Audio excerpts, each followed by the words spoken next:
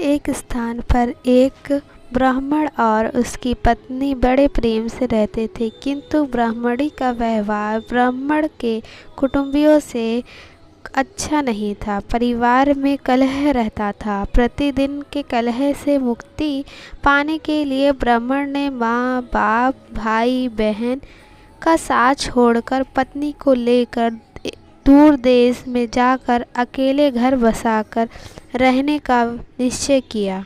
यात्रा लंबी थी। जंगल में पहुंचने पर ब्राह्मणी को बहुत प्यास लगी। ब्राह्मण पानी लेने गया।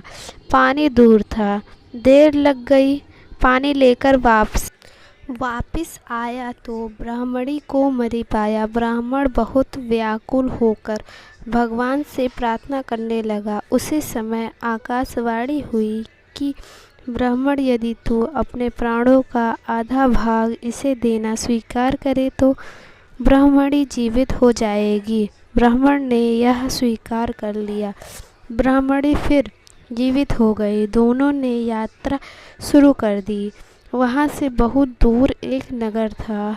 नगर के बारा में पहुंचकर ब्राह्मण ने कहा, प्रिय, तुम यहीं ठहरो, मैं अभी भोजन लेकर आता हूँ। ब्राह्मण के जाने के बाद ब्राह्मणी अकेली रह गई। उसी समय बारह के कुएं पर एक लंगड़ा किंतु सुंदर जवान रहट चला रहा था। ब्राह्मणी उससे हंसकर बोली, वह भी हंसकर बोला। दोनों एक दूसरे को चाहने लगे।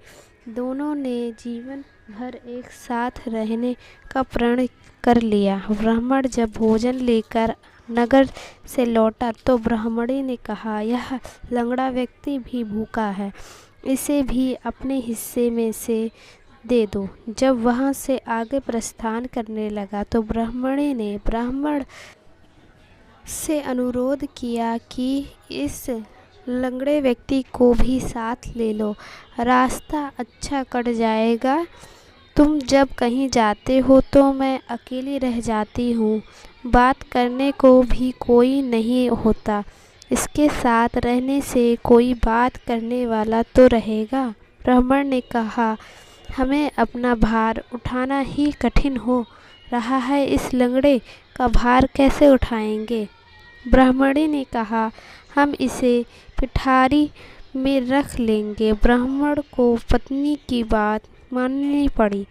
कुछ दूर जाकर ब्राह्मणी और लंगड़े ने मिलकर ब्राह्मण को धोखे से कुएं में धकेल दिया। उसे मरा समझकर वे दोनों आगे बढ़े।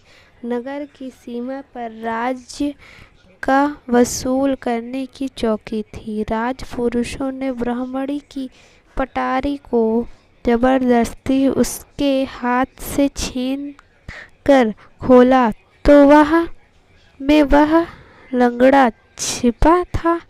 यह बात राज दरबार तक पहुंची। राजा ने पूछने पर ब्राह्मणी ने कहा, यह मेरा पति है। अपने बंधु बांधवों से परेशान होकर हमने देश छोड़ दिया।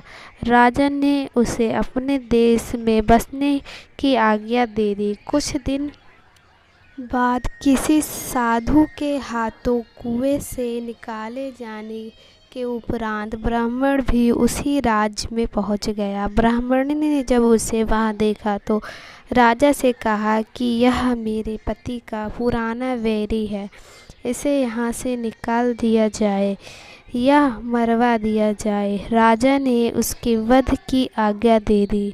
ब्राह्मण ने आज्ञा सुनकर कहा, देव, इस स्त्री ने मेरा कुछ लिया हुआ है, वह मुझे दिलवा दिया जाए। राजा ने ब्राह्मणी को कहा, देवी, तूने इसका जो कुछ लिया हुआ है सब दे दे। ब्राह्मणी बोली, मैंने कुछ भी नहीं लिया। ब्राह्मण ने याद दिलाया कि तूने मेरे प्राणों का आधा भाग लिया हुआ है, सभी देवता इसके साक्षी हैं।